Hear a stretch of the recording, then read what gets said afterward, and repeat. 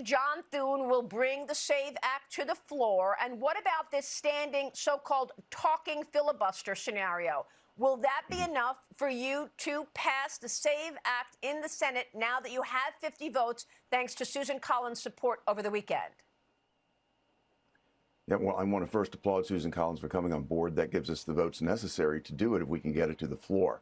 I think you know this. The American public are broadly in support of showing voter ID. It's a north of 80% issue for the American public. And you've got to ask yourself, who are the Democrats in the Senate representing? Over 70% of Democrats want this, yet we won't have a single Democrat that will support it. Why is that? You look no further than what they tried to push forward about 5 years ago with their H.R. 1, S1, the whole voting apparatus that they tried to come in and change to do away with voter ID across the nation, to enlist 16-year-olds to vote, felons to vote, using taxpayer dollars to support campaigns and, frankly, to pay their own candidates. So they're so detached from reality, it's just amazing. What the SAVE Act does is very simple.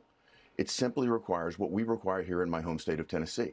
It codifies that to demonstrate that you are indeed an American citizen. In order to vote, you have to be qualified.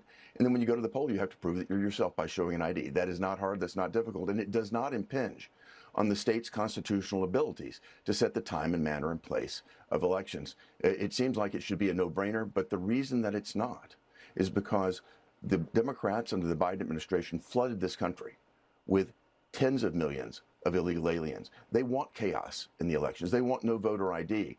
And so you've got to really ask yourselves, who do they represent? Why are they trying to do this? I think the American public is with us on this one. We're looking at the talking filibuster. It's something that has not been used in a long, long time. It's a complicated process, but I think we're going to look at every way we possibly can to get this to the floor, to defeat the Democrats' obstructionism, and do something that makes common sense for Americans. So what you're saying is that the Democrats' policies do not resonate with American citizens, so they want illegals to come in and support their policies. And you also said you are right now examining this talking filibuster?